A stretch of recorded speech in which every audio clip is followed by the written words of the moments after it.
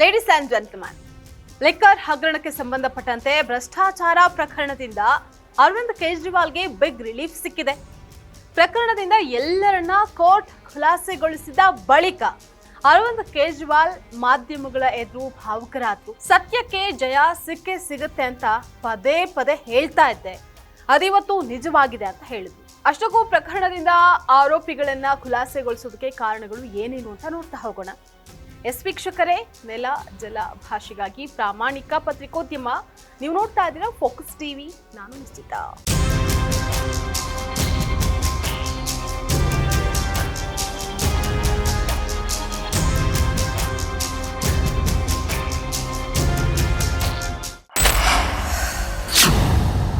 ದೆಹಲಿಯ ಅಬಕಾರಿ ನೀತಿ ಹಗರಣದಲ್ಲಿ ಮಾಜಿ ಸಿಎಂ ಅರವಿಂದ್ ಕೇಜ್ರಿವಾಲ್ ಸೇರಿದಂತೆ ಎಲ್ಲ 23 ಆರೋಪಿಗಳನ್ನ ಕೋರ್ಟ್ ಖುಲಾಸೆಗೊಳಿಸಿದೆ. ಸಾಕ್ಷ್ಯಾಧಾರಗಳ ಕೊರತೆಯಿಂದಾಗಿ ಸಿಬಿಐ ಸಲ್ಲಿಸಿದಂತಹ ಆರೋಪ ಪಟ್ಟಿಯನ್ನ ದೆಹಲಿ ನ್ಯಾಯಾಲಯ ತಿರಸ್ಕರಿಸಿದೆ.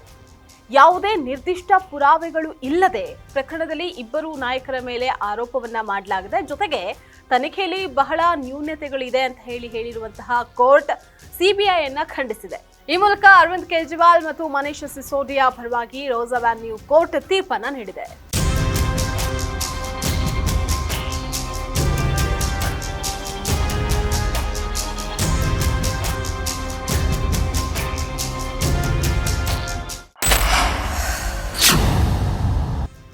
ಎರಡ್ 2021ರಲ್ಲಿ ದೆಹಲಿಯಲ್ಲಿ ಅರವಿಂದ್ ಕೇಜ್ರಿವಾಲ್ ಸರ್ಕಾರ ಅಬಕಾರಿ ನೀತಿಯನ್ನ ಜಾರಿಗೆ ತಂದಿತ್ತು. ಆದರೆ ಭ್ರಷ್ಟಾಚಾರದ ಆರೋಪದ ಹಿನ್ನೆಲೆಯಲ್ಲಿ ನೀತಿಯನ್ನ ರದ್ದು ಮಾಡಿತ್ತು. ಇದಕ್ಕೆ ಸಂಬಂಧಪಟ್ಟಂತಹ ದಕ್ಷಿಣ ಭಾರತದ ಉದ್ಯಮಿಗಳ ಲಾಭಿಗೆ ಒಳಗಾಗಿ 100 ಕೋಟಿ ಕಿಕ್ ಬ್ಯಾಕ್ ಅನ್ನು ಪಡೆಯಲಾಗಿದೆ ಅಂತ ಕೇಜ್ರಿವಾಲ್ ಮೇಲೆ ಸಿಬಿಐ ಆರೋಪ ಮಾಡಿತ್ತು.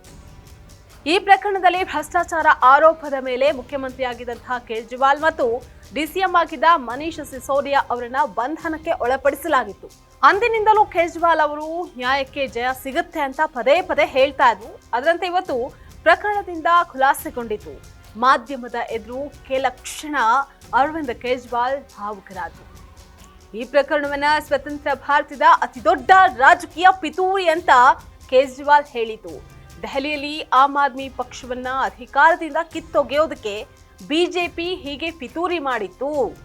ಅಧಿಕಾರಕ್ಕಾಗಿ ಯಾರು ದೇಶ ಮತ್ತು ಸಂವಿಧಾನದೊಟ್ಟಿಗೆ ಈ ರೀತಿ ಆಟ ಆಡಬಾರ್ದು ಅಂತ ಹೇಳಿದ್ರು.